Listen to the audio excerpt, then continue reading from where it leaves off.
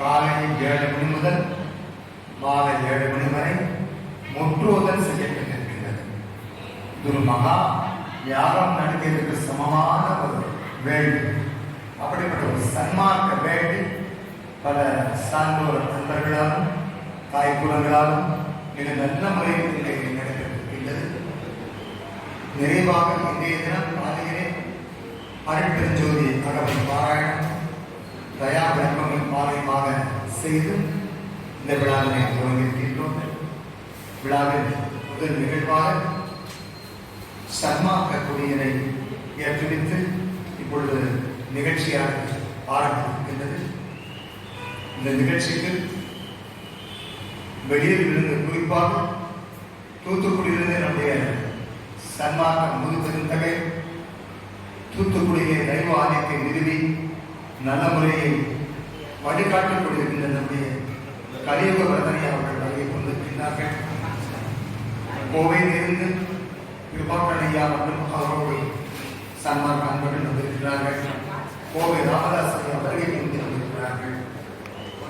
சின்னாலப்பட்டியிலிருந்து நம்முடைய ராமராஜையா மற்றும் அனைத்து சன்மார்க்க அன்பர்கள் தாய்க்குலங்களும் வருகை கொண்டிருக்கிறார்கள். மதுரையிலிருந்து நம்முடைய ராமாச்சலையா சீனிவாசையா மற்றும் அன்பர்கள் வருகை கொண்டிருக்கிறார்கள். கரூரிலிருந்து சிவசாமி அவர்கள் மற்றும் அன்பர்களும் வந்து கொண்டிருக்கிறார்கள். இந்த திண்டுக்கல்லிலே என்று எடுத்துக்கொண்டால் பல நல்ல சன்மார்க்க அன்பர்கள் சொல்வதை விட சன்மார்க்க தொண்டர்கள், குறிப்பாக மரடிவாரம் சபா சங்கத்தினுடைய தலைவர் சந்திரன் ஐயா, ராமலிங்கம் ஐயா, ரெண்டு பேருமே நம்முடைய திண்டுக்கல் சங்கத்திற்கு, திண்டுக்கல் சன்மார்க்கத்திற்கு ஒரு வழிகாட்டியாக இருந்து வருகிறார்கள். அங்கே நடைபெறுகின்ற அனைத்து நிகழ்ச்சிகளுக்கும் பொறுப்பாக இருந்து ஒவ்வொரு மாதாந்திர சொற்பொழிவும், தினசரி காலையில் முருகை பிரிஞ்சு வழங்குவித்தல் மற்றும் மதியம் அன்னதானம் வழங்குவித்தல், ஒவ்வொரு ஆண்டும் மாவட்ட அளவிலே மாணவ மாணவியர்களுக்கு திரு அருட்பா போட்டிகள் நடத்துவதற்கும் மிக மிக உறுதுணையாக இருந்து இந்த கடமையெல்லாம் நல்ல முறை செய்து வருகின்றார்கள். அப்படி அவர்களுக்கு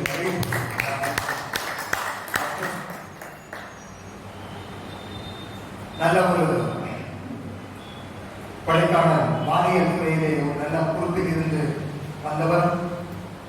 பொறுப்பிலிருந்து அவர் பணி நிறைவு பெற்ற பிறகு சுவாமிகளுடைய தயவு பணியை தன்னை அர்ப்பணித்து தினசரி சற்பிச்சாரம், சொற்பொழிவு மற்றும் சன்மார்க்க அன்பர்களிடையே அளவலாமல் இப்படியாக தன்னுடைய பணிகளை நிறைவு செய்யும் வகையிலே இந்த பகுதியில் சன்மார்க்கத்தை வளர்த்து வருபவர் நம்முடைய தயவு சுதர்சனையா சாமிய பொழுது அமைதியான சுபாவம். இந்த ஆர்ப்பாட்டமோ விளம்பரமோ அவர் விரும்புவது அமைதியா இருந்து நாம என்ன செய்யணும், சன்மார்க்கத்துக்கு நாம எப்படி நடந்துக்கணும் என்கிறத மிக மிக அவருடைய ஒரு வழிகாட்டுதலையே அமைதியாக செய்து வருவோம். அப்படிப்பட்ட அன்பர்கள் இங்கே இன்று வருகை கொண்டிருக்கிறார்கள். மற்றும் அனைத்து சன்மார்க்கம், முக்கியமாக நம்முடைய நாலநகர் பகுதியிலே சன்மார்க்கம் வளர்ந்தது என்றால் நம்முடைய தியானிக்கு அவர்கள் 1983 ஆண்டு அவர்கள் நிறுவிய அருட்பெருஞ்சோதி தெய்வ ஆலயம் SSK அவர்களுடைய ஆபரண முயற்சியிலே அவர் அதற்கு உண்டான இடமளித்து கட்டிடமும் எழுப்பி இன்று இந்த பகுதியிலே, இந்த நாகநகர் பகுதியிலே சன்மார்க்கம் நல்லதொரு வளர்ச்சி அடைகிறது.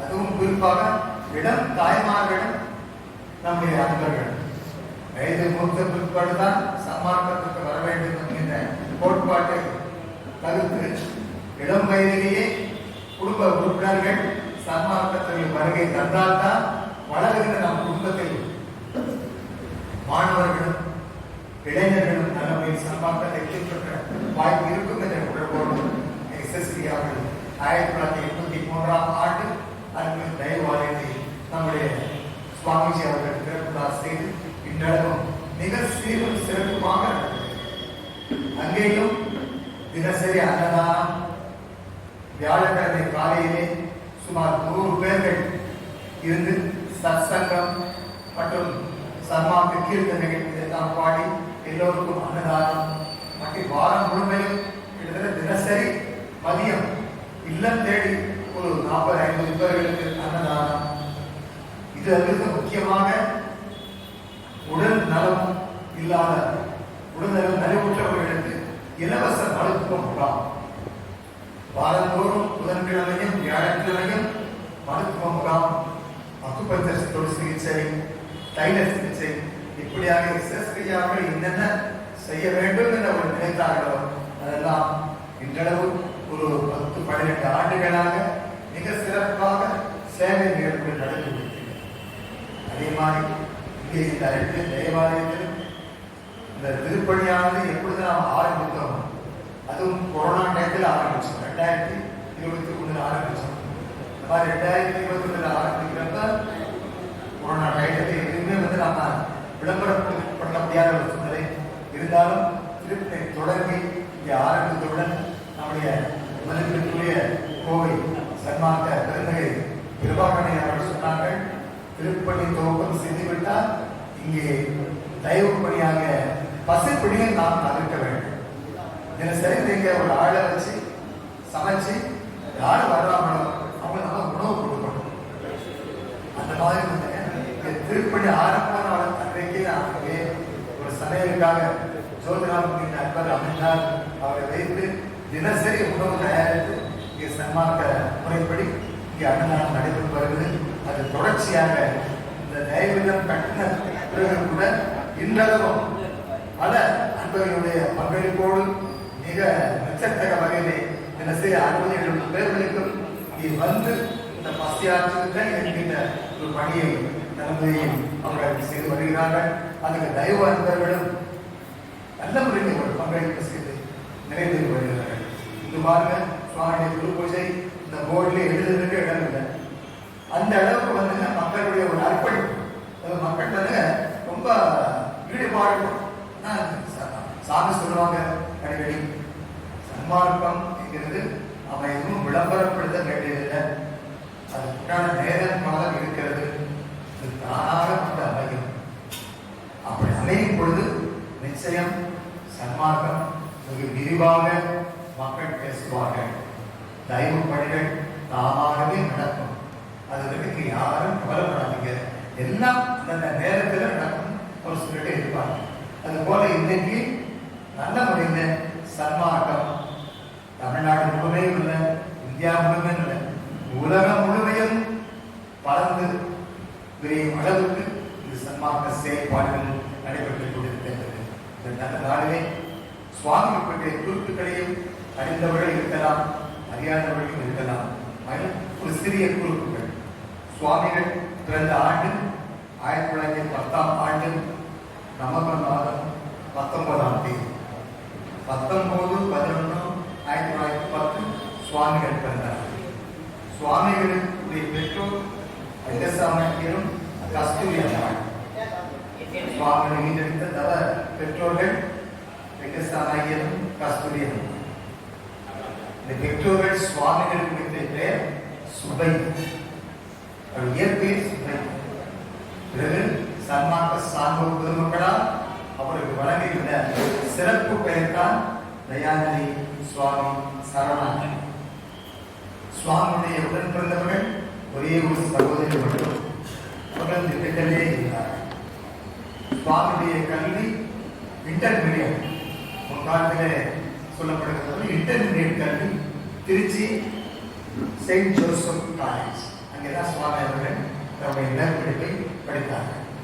இது படிக்கும் சமயத்திலே சுவாமிகள் அடிக்கடி அங்கே தாய்மானவர் கோயிலுக்கு சென்று வருவார்கள்.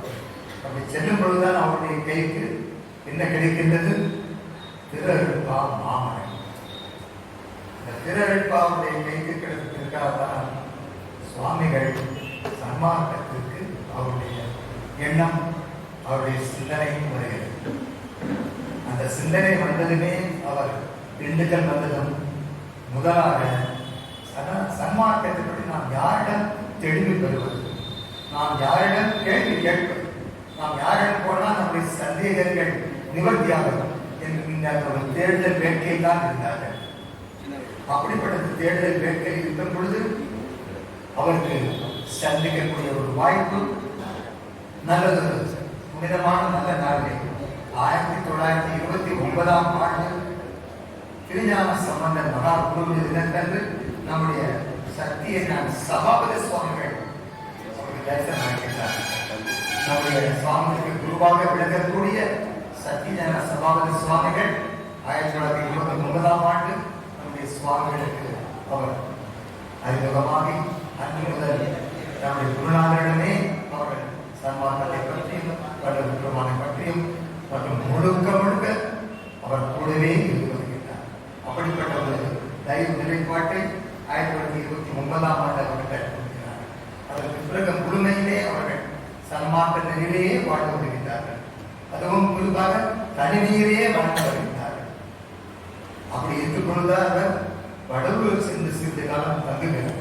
நம்முடைய தியானி அவர்கள் வடலூர் சென்று சிறிது காலம் தங்கியிருக்கும் பொழுது 1938ஆம் ஆண்டு மேட்டுக்குப்பத்திலே அவர் சுவாமியுடைய தரிசனம் கற்பூர மனமாக அவர் தரிசனம் பெறுகின்றார்.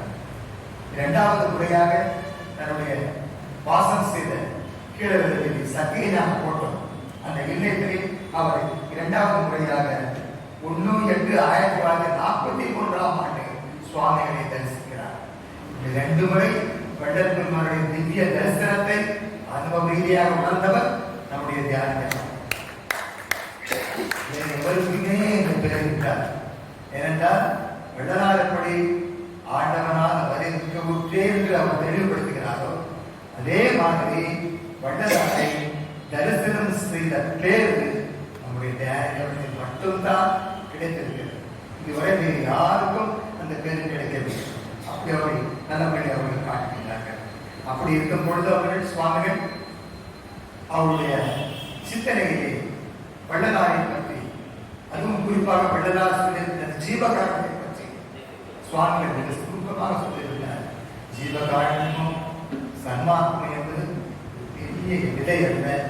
அது 3 எழுத்துக்கள் கொண்ட உணர்வு தான் தயவு.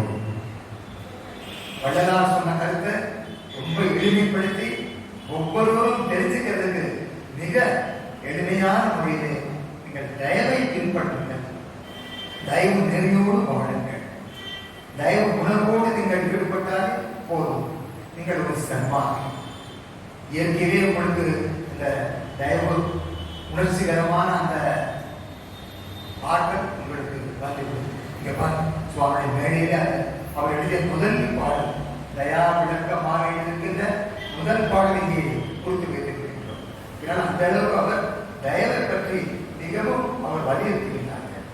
அப்படிப்பட்ட அந்த தயவு நெறியோடு அவர்கள் பல நூல்களை அவர்கள் எழுதியிருக்கிறார்கள். சுவாமி அவர்கள் பல அற்புதமான நூல்கள் அவருடைய அனுபவத்தில் இருக்கிறார்கள். அவர் எழுதியதிலே மிகவும் இந்த சன்மார்க்க உலகத்திற்கு பயனுள்ளதாக அமைந்தது இந்த அகவலுக்கு உரைவிளக்கம். அந்த உரைவிளக்கம் வெளியீடு வராதவரை யாருமே அகவலுக்கு உரை காணவில்லை. முதலில் நம்முடைய தியானி அவர்கள் தான் சன்மார்க்க அகவல் 1596 பாடல்களுக்கு உரைவிளக்கம் எழுதி அந்த புஸ்தகத்தை அந்த கையெழுத்து எழுதி பாடலுக்கு வைத்திருக்கின்றோம். அதை தரிசனம் செய்தாலே சுவாமிகளை நீங்கள் பார்க்க மாட்டேன். அப்படிப்பட்ட தயவு அந்த உரைவிளக்க நூல் பதிப்பிக்காமல் இருந்தது. ஒரு உரைவிளக்கம் எழுதி பல ஆண்டுகள் ஆகியும் நூலாக பதிப்பிக்கிறது.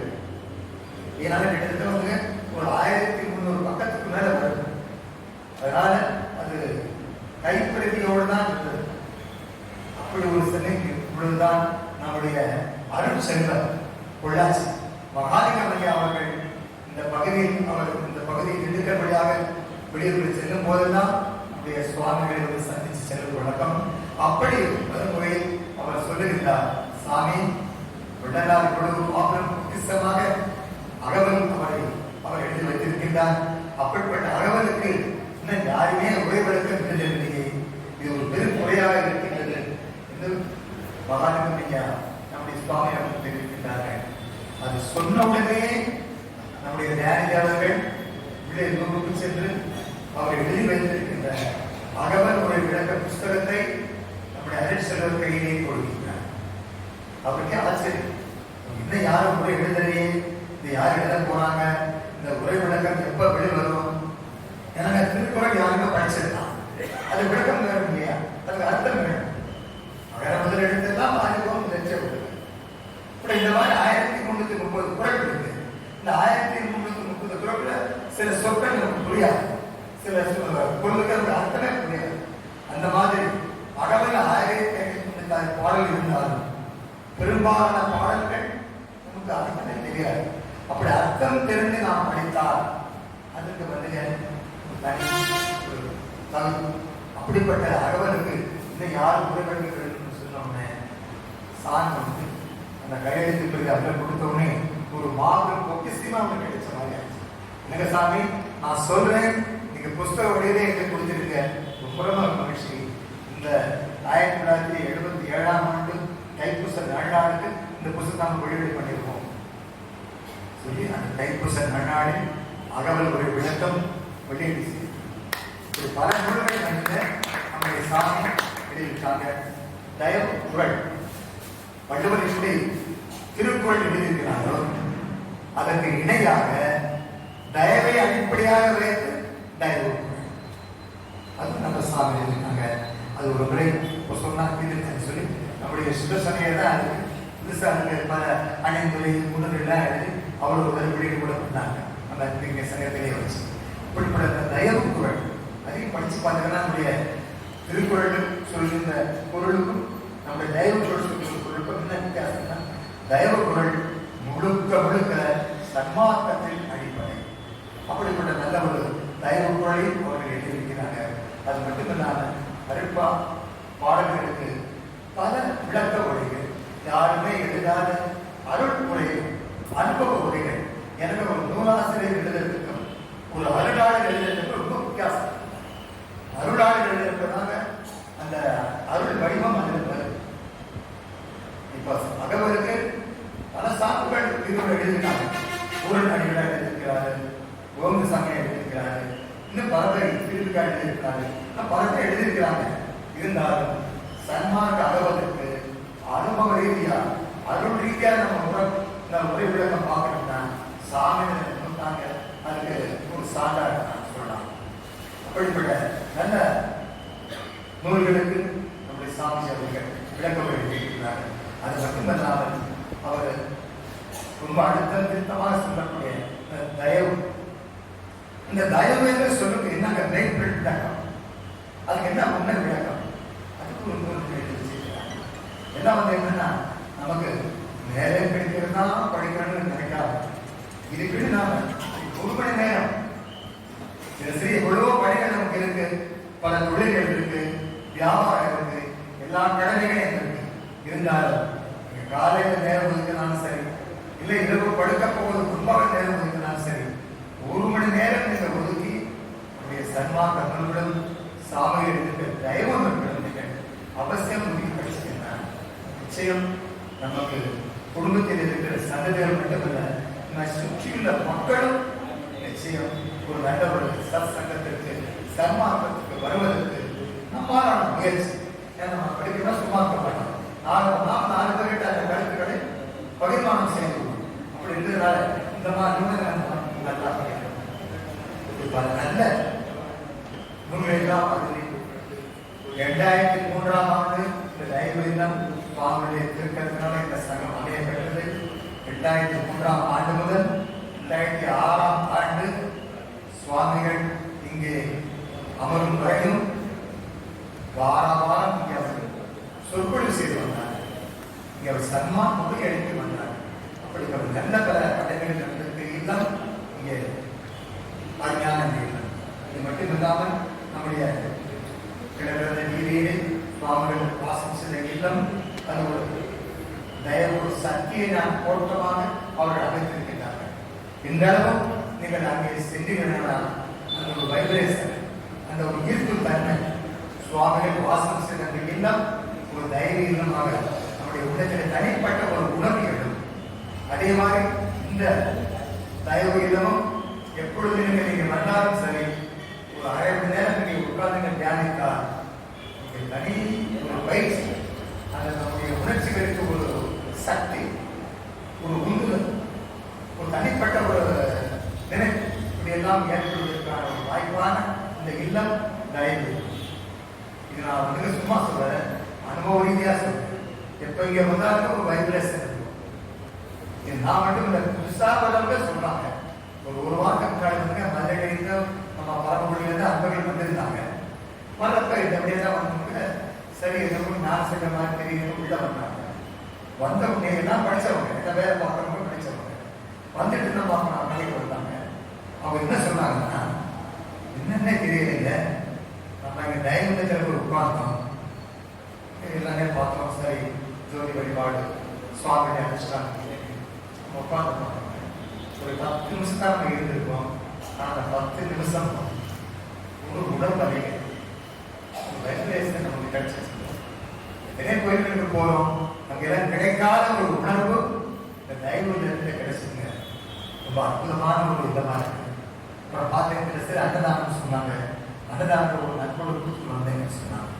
அந்த மாதிரி புதுசா வந்தவங்களுக்கும் இங்க வந்தவங்க நிச்சயம் ஒரு தயவு அனுபவம் கிடைப்பதற்கான ஒரு வாய்ப்பு. அதே மாதிரி சத்திய ஞானம், அதே மாதிரி நம்ம எடுக்கிற நாகவர் அன்பனின் தயவாக இது போக வந்து அவரு சின்னாடு அங்கே இதே மாதிரி தயவாலயம் இதெல்லாம் வந்து சுவாமிகள் கைப்பட தயவாலயம் எடுத்து திறப்பட பண்ணியிருக்கிறார். அதே மாதிரி வந்து ராமநாதபுரத்தில் அற்புதம் தயவாலயம், தூத்துக்குடியில அறிவுறுதனை ஆலயம் எடுத்திருக்கின்ற தயவாலயம். இந்த மாதிரி அவங்க எல்லா இடத்துலையும் தயவாலயங்கள் எடுத்து இது மட்டும் இல்லாம நம்ம வெளிநாட்டிலேயே அவர் ஏற்படுத்துகிறார். கதீந்திரன் சொல்லி அவருடைய வெளிநாட்டிலே ஏற்படுத்துகிறார். இந்த மாதிரி உலகம் முழுமையில் இன்னைக்கு சன்மார்க்கம் பரவி இருக்கிறார். நம்முடைய தியானிகளுடைய ஈடுபாடு, அவருடைய அந்த 96 ஆண்டு காலம் அவர் வசித்த வாழ்க்கை முறை எல்லாருமே நல்ல ஒரு அடிப்படை பகுதியாக விளங்கியது என்று நான் நினைவில் வேண்டும். இன்னைக்கு வள்ளலார் மறைந்துங்க 150 ஆண்டுகள் ஆயிடுச்சு. எல்லாருக்கும் தெரியும். வள்ளலார் மறைந்து 1874 மறைஞ்சாரு. இன்னைக்கு 2225. 150 ஆண்டுகளுக்கு மேல ஆயிடுச்சு.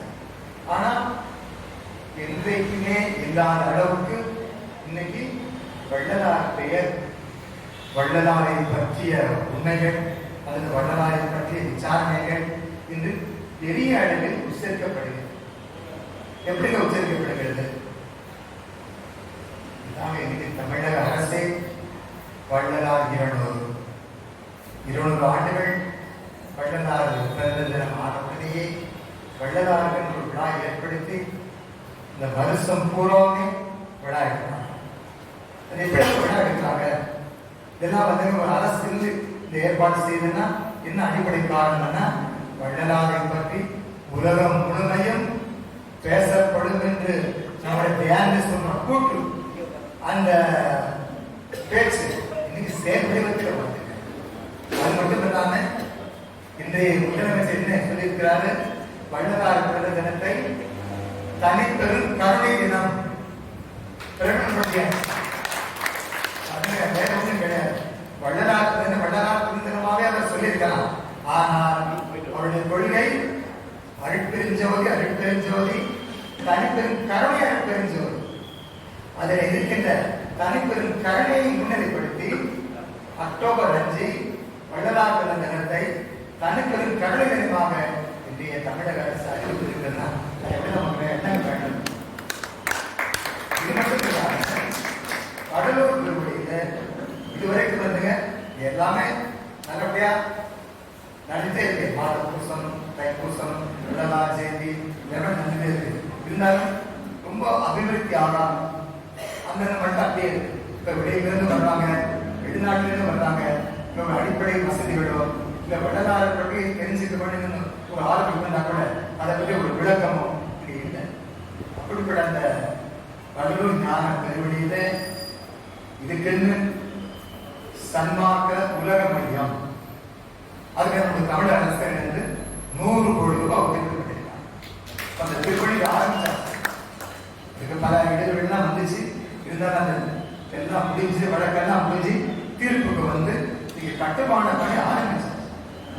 இதுல என்னன்னா சன்மார்க்கம் இன்னைக்கு உலகம் முழுமையில் பேசக்கூடிய ஒரு மார்க்கமாக, தெய்வ மார்க்கமாக இன்று பேசப்படுகிறது என்றால் நம்முடைய சுவாமி அவங்க சொன்ன மாதிரி நீங்கள் பொறுத்திருங்கள், காலம் விரைவில் சன்மார்க்க காலம் வரும்.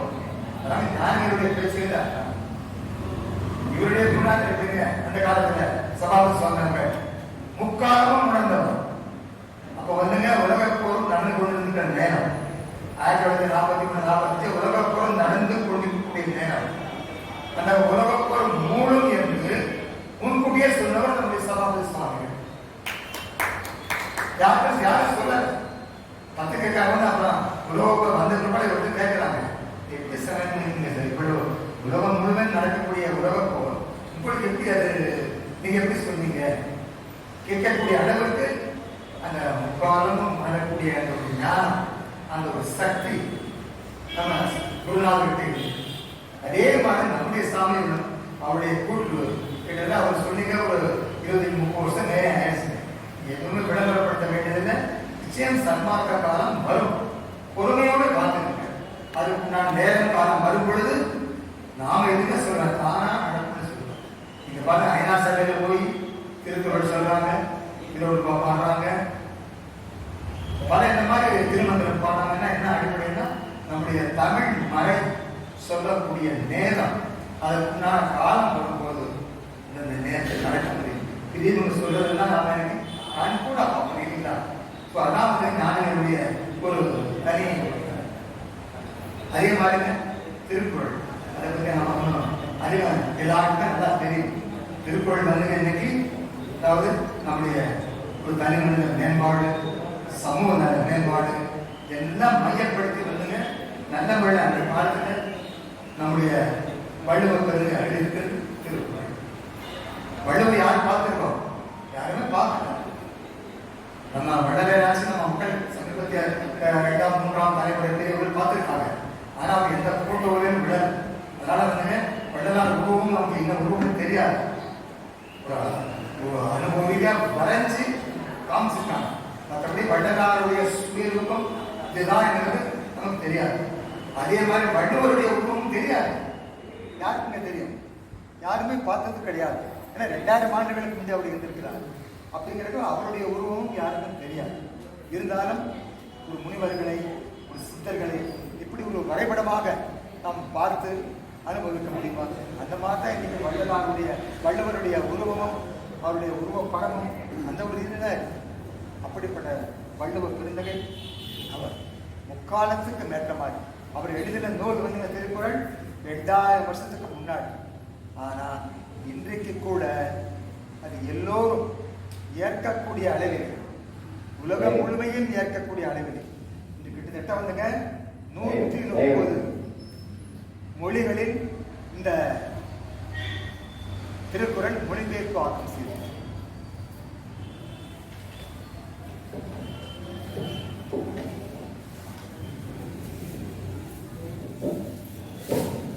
அதாவது என்ன சொல்றாங்க?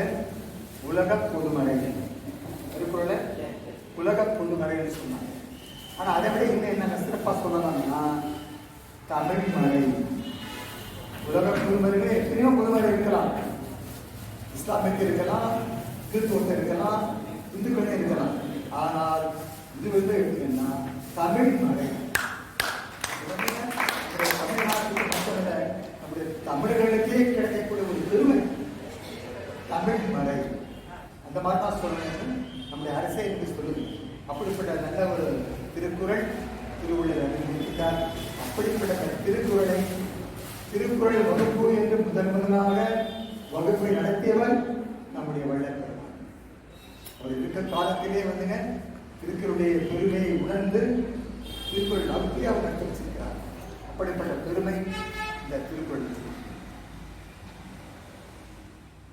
நம்முடைய சன்மார்க்கத்தினுடைய ஒரு சத்துவான, அதாவது உண்மையான உயிர்த்துவமான கொள்கை ஜீவகாரணம், அதாவது பசி தவிர்க்க.